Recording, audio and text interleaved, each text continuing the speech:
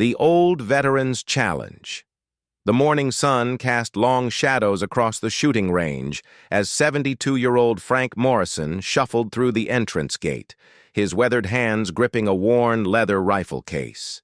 His back was slightly bent from decades of military service, and his gray beard showed patches of white that hadn't been there when he last competed professionally.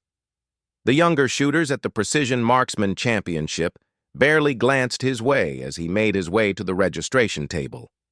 Frank had served 35 years in the Army, with tours in Vietnam, Desert Storm, and Iraq.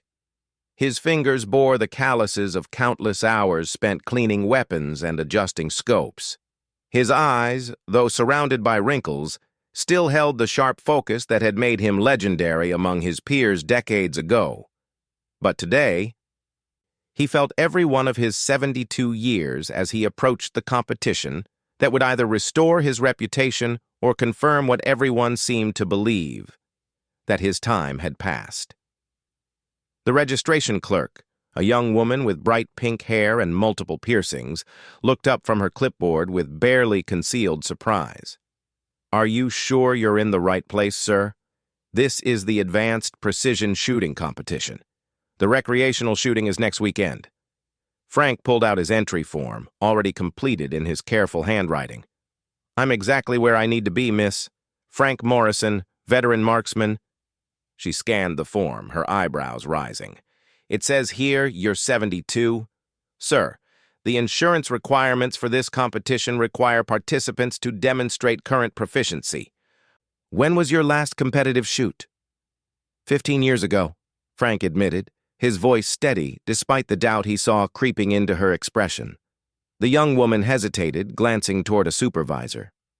"I'm sorry, sir, but perhaps you should consider—" "Consider what? That I'm too old?" Frank's voice carried a hint of the steel that had once commanded respect from soldiers half his age. "I've paid my entry fee, I've met all requirements, and unless there's a maximum age limit you haven't mentioned, I believe I'm entitled to compete." Behind him, Frank heard snickers from a group of younger competitors who had been listening to the exchange. One of them, a man in his 30s wearing expensive tactical gear, stepped forward.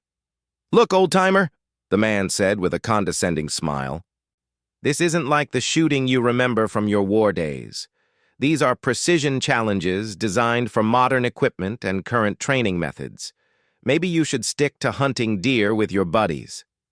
Frank turned slowly to face the younger man, whose name tag read, Derek Sullivan, 2023 state champion. Derek was everything Frank wasn't: young, confident, and equipped with the latest high-tech rifle system. His shooting jacket was covered in sponsor patches, and his rifle case alone probably cost more than Frank's monthly pension. "Derek, is it?" Frank said calmly. "I appreciate your concern, but I think I'll manage just fine." Derek laughed, drawing the attention of more competitors. "Manage? Do you even know what today's challenge involves? 7 targets at distances from 300 to 1,200 yards, with environmental factors that change every hour, wind conditions that require constant adjustment, targets so small that even current generation scopes struggle to acquire them properly." Frank listened patiently as Derek explained the impossibility of the challenge, noting how the younger man's voice carried the arrogance of someone who had never truly been tested. Frank had faced enemy snipers who could thread a bullet through a playing card at 800 yards while under fire. He had made shots that kept his men alive when failure meant death, not just a lower score on a leaderboard. 7 impossible targets, Derek continued, warming to his audience. "Last year, only 3 shooters out of 50 even managed to hit all 7. The precision required is beyond anything you learned in the military." Frank nodded thoughtfully. "You're probably right about that. Military shooting isn't about precision. It's about effectiveness. Different skills entirely." The small crowd that had gathered chuckled at what they interpreted as Frank's admission of inadequacy. Derek clapped him on the shoulder in a gesture meant to seem friendly but came across as patronizing. "Tell you what, Frank, Why don't you watch from the spectator area? You might learn something about modern shooting techniques. Maybe next year you could enter one of the senior divisions." Frank felt the familiar calm settle over him, the same steady feeling he had experienced before every important shot he had ever taken. It was a feeling these younger shooters, for all their technology and training, would never understand. It came from knowing that when everything was on the line, when lives depended on a single bullet finding its mark, you either performed or people died. "I appreciate the offer, Derek, but I think I'll stick with my original plan. Sometimes experience counts for more than people realize." Derek shrugged and turned back to his group, launching into a detailed discussion of wind patterns and ballistic coefficients. Frank heard fragments of their conversation, technical jargon about bullet drop compensation and atmospheric density adjustments. They spoke the language of precision shooting like academics discussing theory. But Frank wondered how many of them had ever made a shot that mattered beyond points on a scoreboard. The registration clerk, who had been watching the exchange with growing discomfort, finally handed Frank his competitor number. "Number 47, sir. Shooting begins in 2 hours. Equipment check is mandatory before you can proceed to the range." Frank thanked her and made his way to the preparation area, acutely aware of the whispers following him. He had faced this kind of skepticism before, in Vietnam, when green lieutenants questioned his unconventional methods, in Iraq, when younger soldiers assumed his age made him a liability. Each time, he had let his performance speak for itself. He found an empty bench and carefully opened his rifle case. Inside lay a weapon that drew immediate attention from nearby competitors, not because it was impressive, but because it looked so ordinary.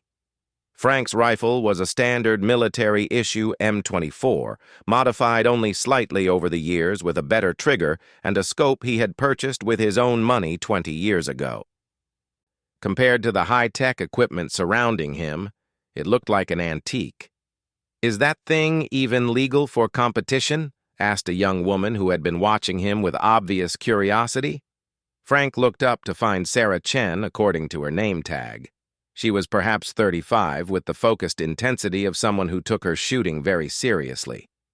Unlike Derek, her question seemed genuinely curious rather than mocking. "Barely meets the minimum requirements," Frank admitted, running his hand along the familiar stock. "But it's what I know. Sometimes the best tool is the one you understand completely." Sarah nodded, her expression thoughtful. "My grandfather was in Korea. He always said the same thing about his old rifle. But this competition, the precision requirements are really extreme. Some of these targets are almost impossible to see without the latest optics." Frank smiled, remembering his grandfather's stories about making impossible shots with iron sights. "Sarah, can I ask you something? What's the most difficult shot you've ever made?" She considered the question seriously. "Probably during last year's championship. 800 yards in crosswind conditions, with a target the size of a playing card. Took me 4 attempts to center it. And what did it feel like when you finally hit it? Amazing. Like everything came together perfectly. My breathing, my trigger control, the way I read the wind. It was probably the best shot of my life." Frank nodded, understanding. "Now imagine making that same shot, except if you miss, the man next to you dies. Changes things, doesn't it?" Sarah's expression shifted as she considered his words. "You're talking about combat shooting. This is different. This is sport." "You're absolutely right," Frank agreed. "This is much easier." Before Sarah could respond, a voice over the loudspeaker announced the beginning of equipment inspection. Frank gathered his gear and joined the line of competitors waiting to have their rifles checked for safety and regulation compliance. The inspector, a man in his 50s who Frank suspected might have military experience himself, examined each weapon thoroughly. When Frank's turn came, the inspector spent extra time examining the old M24, checking the modifications and verifying that it met competition standards. "This is a beautiful rifle, sir. Don't see many of these in competition anymore." "She's been with me a long time," Frank replied. "We understand each other." The inspector nodded with the approval of someone who recognized the value of familiarity over flash. "Well, she meets all requirements. Good luck out there, sir." As Frank left the inspection area, he could feel the eyes of other competitors on him. Some looked curious, others dismissive, but all of them seemed to be wondering what the old man with the ancient rifle thought he was going to accomplish. Derek Sullivan appeared beside him again, his expensive rifle now properly inspected and certified. "Frank, I want you to know I wasn't trying to be disrespectful earlier. It's just that this competition is really challenging, and I'd hate to see someone get hurt or embarrassed." Frank studied the younger man's face, seeing what he thought might be genuine concern beneath the condescension. "I appreciate that, Derek. But I didn't come here to be comfortable. I came here to shoot." "Right. But the 7 targets they've set up this year, they're calling them impossible for a reason. The range master told me yesterday that they expect a lot of DNFs, did not finish. Some of these targets are at the absolute limit of what's technically achievable." Frank had spent the previous week studying everything he could find about this year's competition. The 7 targets were indeed challenging. 7 different shooting scenarios designed to test every aspect of a marksman's skill.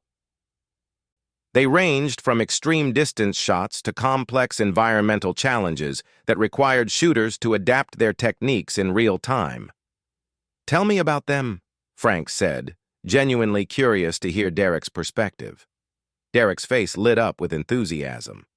Clearly, this was a subject he had studied extensively. "Target 1 is straightforward but brutal. 300 yards, but the target is only 2 inches in diameter, and you only get 1 shot. Miss, and you're done.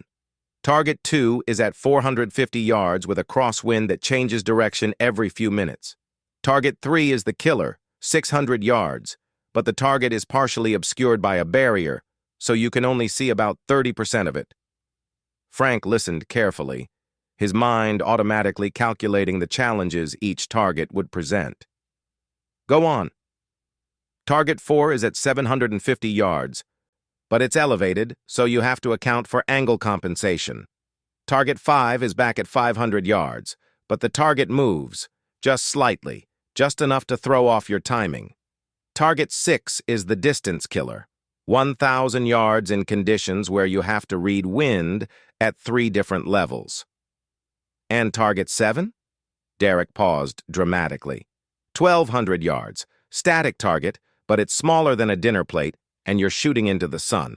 The glare makes it almost impossible to acquire properly, and the heat shimmer at that distance." He shook his head. "Last year, only 1 person hit target 7 on the first attempt." Frank absorbed this information, feeling the familiar analytical calm that had served him well in combat.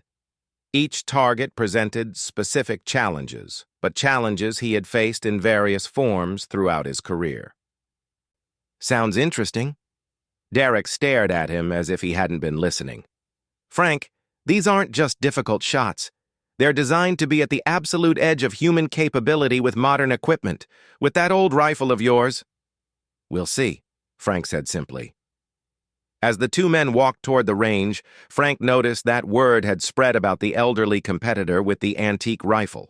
Small groups of shooters were pointing in his direction and whispering among themselves. He caught fragments of conversations, speculation about his background, questions about whether he was someone famous, and a fair amount of good-natured betting about how far he would make it. The range itself was impressive, a sprawling facility that stretched out over more than half a mile, with target positions carefully positioned to take advantage of natural terrain features. Frank could see the 7 target stations spread out before them, each one presenting its own unique challenge. Range officials were making final preparations, adjusting equipment and verifying safety protocols. "Competitors, please gather for the briefing," announced the range master, a woman whose military bearing suggested she understood exactly what was required to run a precision shooting competition. Frank found himself standing at the back of the group, still drawing curious glances from his fellow competitors. The range master explained the rules, the safety requirements, and the scoring system. Each shooter would have exactly 1 hour to engage all 7 targets, in sequence, with 1 shot per target. There would be no practice rounds, no do-overs, and no assistance from spotters. This year's challenge is designed to test not just your marksmanship, but your ability to adapt quickly to changing conditions, the range master explained. Environmental factors will be different at each station, and you'll need to make rapid adjustments to your equipment and technique. She paused, scanning the assembled competitors. Some of you have been asking about the difficulty level. I want to be clear. These targets are at the absolute edge of what's achievable. We expect a high failure rate, and there's no shame in not completing the course. The important thing is to shoot safely and learn from the experience. Frank listened to the nervous murmur that ran through the group. These shooters were accustomed to challenges, but the rangemaster's words had clearly unsettled some of them. He found their anxiety puzzling. After all, the worst thing that could happen here was a poor score.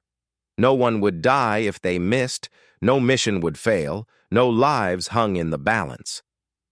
As the briefing concluded and competitors began to organize themselves for the first round of shooting, Frank found himself thinking about the last time he had made a shot that really mattered.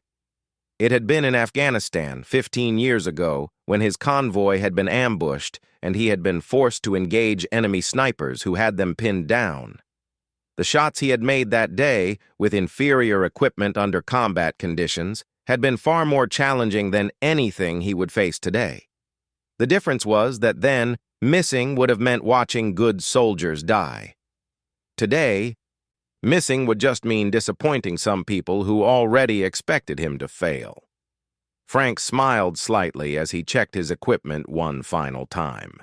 He had spent his entire adult life making shots when they mattered.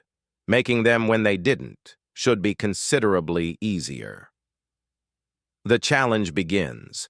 The first group of shooters took their positions at the firing line, and Frank watched carefully as they attempted the 7-target sequence. Derek Sullivan was among them, approaching the first target with the confidence of someone who had dominated regional competitions for 3 years running. Frank observed Derek's technique with the analytical eye of someone who had trained hundreds of soldiers in marksmanship. Derek's form was textbook perfect, proper stance, controlled breathing, smooth trigger pull. His expensive rifle seemed to operate like a precision instrument, and Frank could tell that the younger man had invested countless hours in perfecting his approach. Derek's first shot rang out across the range, followed immediately by the spotter's call, "Hit, center ring!" A small cheer went up from his supporters. The second target proved more challenging. The crosswind had picked up, and Derek took nearly 3 minutes to line up his shot, making careful adjustments to his scope. Another hit, though slightly off-center. By the fourth target, Derek was showing signs of strain. The elevated position required him to adjust his shooting angle significantly, and Frank could see him struggling with calculations that should have been automatic. His fifth shot missed completely when the moving target shifted just as he squeezed the trigger. "That's what separates the amateurs from the professionals," commented a shooter standing near Frank. "The mental pressure gets to everyone eventually." Frank continued watching as Derek attempted the 6th target at 1,000 yards. Even with his high-end equipment, the distance and wind conditions proved too much. After several minutes of preparation, Derek fired, and the spotter's call confirmed what Frank had already suspected. Miss, low and left. Derek never attempted the 7th target. Like most competitors, he was eliminated after 2 misses, leaving the range with obvious frustration despite his solid performance on the earlier targets. When Frank's group was called to the line, the murmur of conversation around the spectator area grew noticeably louder. Sarah Chen, who had qualified for the second round by hitting 5 of 7 targets, positioned herself where she could observe his attempt. "This should be interesting," someone commented behind her. Frank approached the first station with the calm deliberation that had characterized his entire military career. The 300-yard target looked impossibly small through his older scope, but he had made similar shots countless times under far more stressful conditions. He spent only 30 seconds examining the wind flags and environmental conditions before settling into his shooting position. His first shot surprised everyone, including himself. Not because it hit, he had expected that, but because of how naturally the whole process felt. The rifle settled against his shoulder like an old friend. His breathing fell into the rhythm he had learned 50 years ago, and the trigger broke cleanly at exactly the moment he intended. The spotter's call came almost immediately. "Hit! Dead center!" A surprised silence fell over the spectator area. Frank had just accomplished what several highly ranked competitors had failed to do: a perfect first shot on a target that had already eliminated 3 shooters. The second target presented the crosswind challenge that had given Derek trouble. Frank studied the flags for a full minute, but not because he was uncertain about the wind direction. He was calculating how much the conditions would change during the time it would take him to set up and fire. In Vietnam, enemy snipers didn't wait for perfect conditions, and he had learned to make shots in wind that would have kept most hunters at home. His scope adjustments were minimal, just enough to account for the consistent crosswind component. He ignored the variable gusts entirely, timing his shot for a moment when the wind settled into a predictable pattern. The bullet found its mark with the same precision as his first shot. 2 for 2, Sarah whispered to the person beside her. Maybe he actually knows what he's doing. The third target was where Frank's experience began to show most clearly. The partially obscured target had frustrated several competitors who struggled to acquire the small, visible portion through their scopes. Frank approached it differently than any of the previous shooters. Instead of fighting to see the entire target area, he focused only on the visible portion and used it as a reference point for the complete target.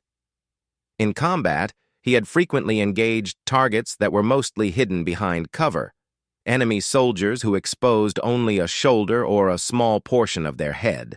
The principle was exactly the same. His third shot was another center hit, and the spectator area was no longer quiet. Competitors who had been eliminated were gathering to watch, and Frank could hear his name being passed around in conversations. "Who is this guy?" someone asked. "Frank Morrison. Says he's a veteran. Must have been some kind of special forces or something." Frank heard the speculation but paid it no attention. The fourth target required him to compensate for the elevated shooting position, calculating the angle and adjusting his point of aim accordingly. It was a mathematical problem that he had solved hundreds of times during his military service, when engaging targets on hillsides and in elevated positions was a routine requirement. What the other competitors didn't understand was that Frank wasn't calculating these adjustments. He was remembering them.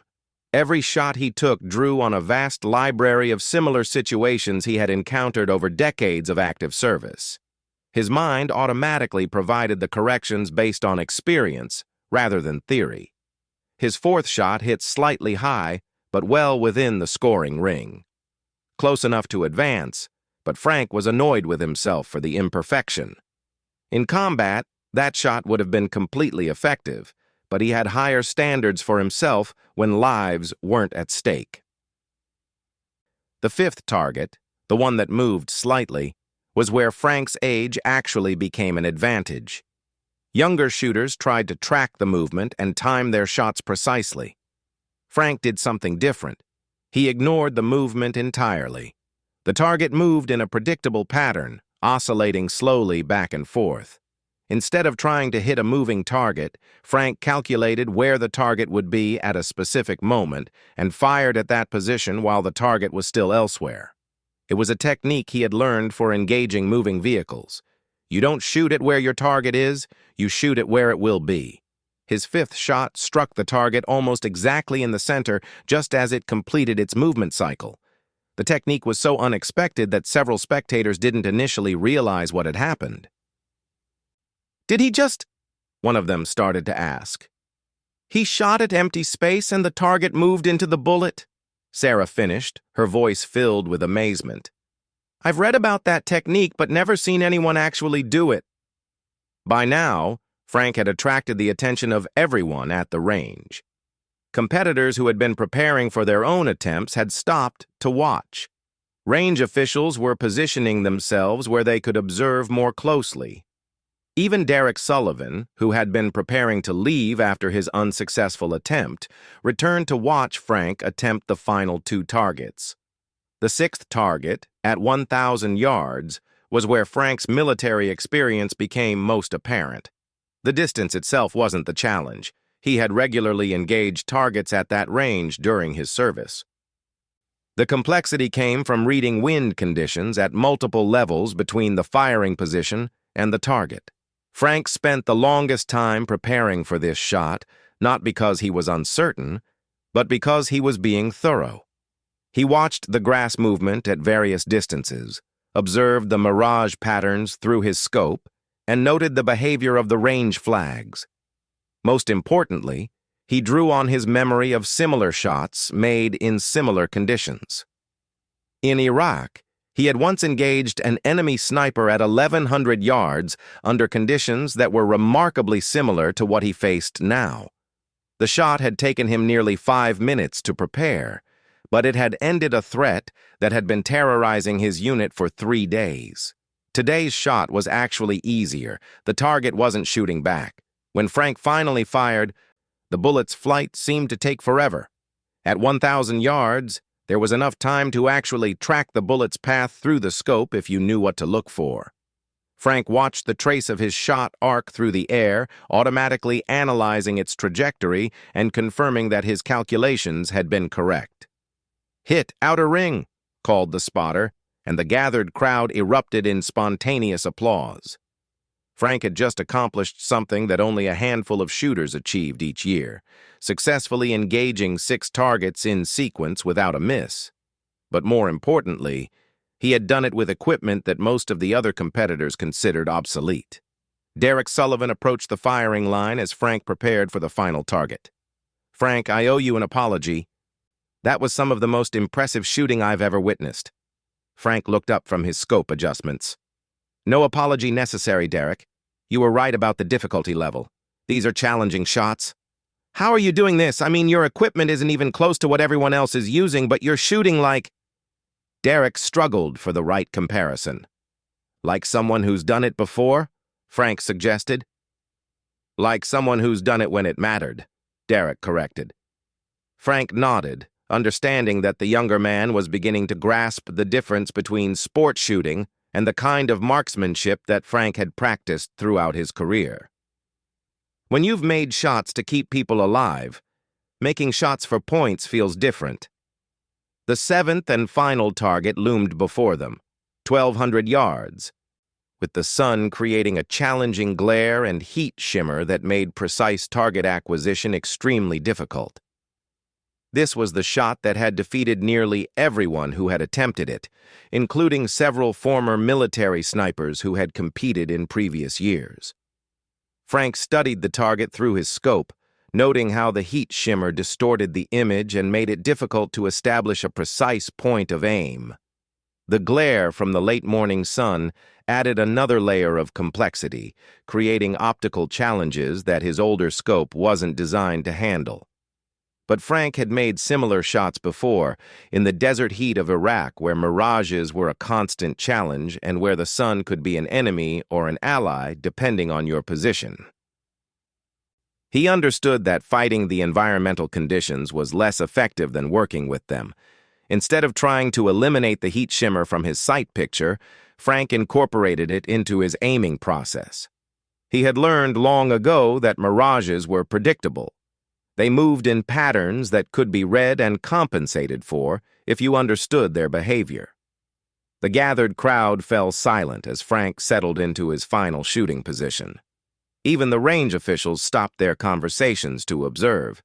This was the shot that would either confirm Frank as an exceptional marksman or reveal that his earlier successes had been largely due to luck. Frank's breathing slowed to the deep, controlled rhythm that preceded every important shot he had ever taken. His trigger finger found the familiar position on the trigger, and his mind settled into the focused calm that excluded everything except the target and his rifle. The shot, when it came, surprised no one more than Frank himself. Not because it hit, he had known it would, but because of how easy it felt. After decades of making shots under pressure, under fire, and under conditions where failure meant death, this final challenge felt almost routine. The bullet's flight time at 1,200 yards was long enough for Frank to complete his follow-through and observe the impact through his scope.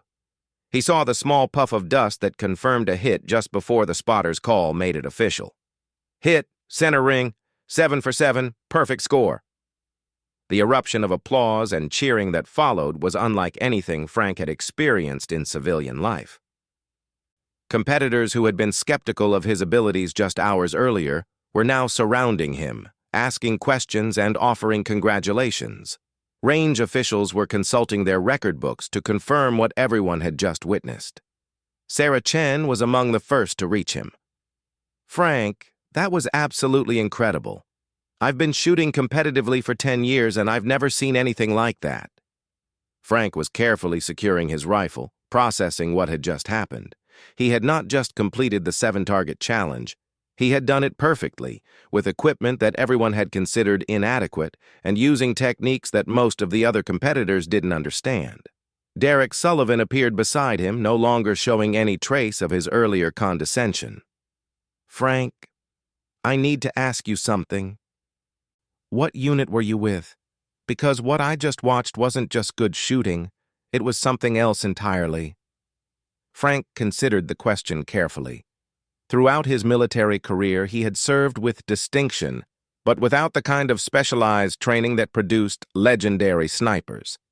He was simply a soldier who had learned to shoot well because his job required it and because lives depended on his accuracy. "No special units, Derek. Just regular Army. I learned to shoot because I had to, and I got good at it because the alternative was unacceptable." The range master approached with Frank's scorecard and official documentation of his achievement. "Mr. Morrison, congratulations on a perfect score.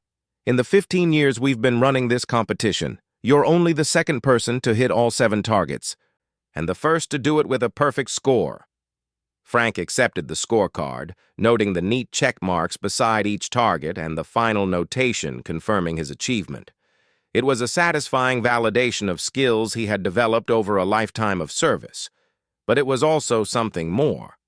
Proof that age and experience could still triumph over youth and technology when applied correctly. As he packed his equipment and prepared to leave the range, Frank realized that today had given him something he hadn't expected to find. It wasn't just the satisfaction of completing a difficult challenge or the vindication of proving his critics wrong. It was the confirmation that the skills he had spent a lifetime developing still had value, and that the young people who had dismissed him so casually might benefit from learning what he had to teach. The unexpected teacher. The news of Frank Morrison's perfect performance spread through the shooting community faster than anyone could have anticipated. Within hours, videos of his final shots were being shared on social media, and shooting forums across the country were buzzing with discussions about the 72-year-old veteran who had accomplished what seemed impossible. Frank himself was largely oblivious to the online sensation he had created.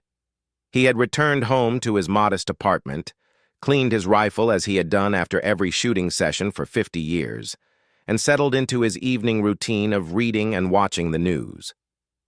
It wasn't until his phone started ringing that he realized his day at the range had attracted attention far beyond what he had expected. The first call came from a local newspaper reporter who had heard about his achievement through police scanner chatter. The second was from a national shooting magazine. By the third call, Frank had disconnected his phone and retreated to his small workshop where he maintained his equipment and reflected on the day's events. What troubled Frank wasn't the attention itself, but the narrative that was already forming around his performance. The stories being written portrayed him as some kind of mysterious figure who had emerged from obscurity to dominate a competition. The reality was far simpler. He was exactly what he appeared to be, an old soldier who had learned to shoot well because his job had required it. The next morning brought Derek Sullivan to Frank's door, along with 3 other competitors from the previous day's event. Derek carried a box of coffee and pastries, while Sarah Chen held a notebook filled with questions she wanted to ask. "Frank, I hope you don't mind us bothering you at home," Derek began, his demeanor completely transformed from their first meeting. "But we were hoping you might be willing to talk with us about yesterday, about how you approached those shots." Frank invited them in, curious about what they wanted to learn. His apartment was spartanly furnished but comfortable, with photographs from his military service displayed on a bookshelf alongside technical manuals and shooting guides that showed their age and frequent use. Sarah was the first to ask a direct question. "Frank, when you were preparing for that final shot, the 1,200-yard target with all the heat, shimmer, and glare, you seemed to be looking at things differently than the rest of us. What were you seeing that we weren't?" Frank settled into his favorite chair, considering how to explain concepts that had become second nature to him over decades of practice. "Sarah, what's the first thing you do when you look at a difficult target?" "I try to get the clearest sight picture possible, adjust my scope, find the best position to minimize the environmental factors." Frank nodded. "That's what I would have expected. You're trying to fight the conditions instead of working with them. When I was looking at that target yesterday, I wasn't trying to eliminate the heat shimmer. I was learning to read it." Derek leaned forward, intrigued. "Read it how?" "Mirages and heat shimmer aren't random. They move in patterns. If you watch long enough, you can predict how they'll affect your sight picture at the moment you fire. In the desert, we learned to use mirages as wind indicators because they show you air movement that you can't see any other way." Frank stood and retrieved a technical manual from his shelf, a faded military publication on advanced marksmanship techniques. "The thing is, none of what I did yesterday was special or secret. These techniques are documented, they're teachable, and they work. The difference is that you learn them differently when you have to use them in situations where missing means people die." Over the next 2 hours, Frank walked them through his approach to each of the 7 targets, explaining not just the technical aspects of his shots, but the mindset that had guided his decisions. What became clear was that Frank approached shooting as problem-solving rather than as a demonstration of mechanical precision. "Most competitive shooters try to create perfect conditions," Frank explained. "Perfect stance, perfect sight picture, perfect environmental readings. In combat, perfect conditions don't exist. You learn to make good shots with whatever conditions you have." Sarah was taking notes rapidly. "But your equipment, that old M24 doesn't have any of the advantages that modern rifles provide. How do you compensate for that?" Frank smiled, recognizing a question he had answered many times for young soldiers who were obsessed with having the latest gear. "Sarah, that rifle has fired more rounds than most competitive shooters will fire in their entire careers. I know exactly how it behaves in every condition I'm likely to encounter. When you truly understand your equipment, its limitations become predictable and manageable." He paused, gathering his thoughts. "The newest, most expensive rifle in the world is just an expensive club if the person holding it doesn't understand how to use it properly. But a basic rifle that you know completely can be incredibly effective in the right hands." Derek had been quiet for several minutes, clearly processing what Frank was telling them. Finally, he spoke up. "Frank, I have to ask you something. Yesterday, before the competition, I was pretty dismissive of your chances. I assumed that because your equipment was older and because you hadn't competed recently, you couldn't possibly perform at the level required. I was completely wrong. And I want to understand why." Frank considered Derek's question carefully. The young man seemed genuinely interested in learning, not just in being proven right or wrong. Derek, you made the same mistake that a lot of people make. You confused tools with skills. You saw my old rifle and assumed I didn't understand modern shooting techniques. But marksmanship fundamentals haven't changed in 100 years. Breathing, sight alignment, trigger control, environmental reading, these are the same whether you're using a musket or the most advanced rifle ever built. Frank retrieved his rifle from its case and handed it to Derek. This rifle isn't special, but I know everything about it. I know exactly how the trigger breaks, how the scope tracks, how it responds to different ammunition loads. When I pick it up, I'm not thinking about the equipment. I'm thinking about the shot. Derek examined the rifle carefully, noting its wear patterns and the minimal modifications Frank had made over the years. It's beautifully maintained, but you're right. It's just a basic rifle. The secret, if there is one, is practice with purpose, Frank continued. Every shot I've taken for the past 50 years has been aimed at improving some aspect of my marksmanship. Not just putting rounds down range, but deliberate practice designed to solve specific problems. Sarah looked up from her notes. What kind of problems? How do you hit a target when you can't see it clearly? How do you make an accurate shot when you're breathing hard from exertion? How do you compensate for equipment that isn't perfectly zeroed? How do you engage multiple targets rapidly without losing accuracy? These are the kinds of challenges that combat presents, and they're the same challenges that competitive shooting should prepare you for. The conversation continued for another hour, with Frank sharing insights gained from decades of experience. What surprised him was how eager these younger shooters were to learn from someone they had initially dismissed. They asked detailed questions about technique, about mental preparation, and about the kind of practice regimens that would actually improve their performance. As his visitors prepared to leave, Derek made a request that caught Frank off guard. Frank, would you consider teaching? I mean, formally, not just answering our questions. There's a lot of interest in learning the techniques you used yesterday, and I think you could help a lot of shooters improve their performance. Frank hadn't considered the possibility of teaching. His military service had included training responsibilities, but he had never thought about sharing his knowledge with civilian shooters. I'm not sure I'd be much good as an instructor. Military training methods aren't always appropriate for civilian students. But that's exactly why we need to learn from you, Sarah interjected. We've been learning competition techniques that work great when everything is perfect. You've learned techniques that work when everything goes wrong. Over the following weeks, Frank found himself drawn into the local shooting community in ways he had never expected. Word of his perfect performance had spread, and he was receiving requests for instruction from shooters across the region. Many of them were military veterans themselves, people who had served in more recent conflicts and were looking to improve their marksmanship skills for competition or personal satisfaction. Frank's first formal training session was held at the same range where he had achieved his perfect score. 12 shooters had signed up, including Derek and Sarah, along with several other competitors from the original event. Frank had spent considerable time preparing for the session, trying to figure out how to translate combat-proven techniques into lessons that civilian shooters could understand and apply. The session began not with shooting, but with a discussion about mindset. Frank had learned that the biggest difference between effective marksmen and mediocre ones wasn't physical ability or equipment quality. It was how they approached the challenge of making difficult shots. The first thing you need to understand, Frank told his students, is that perfect shots are rare.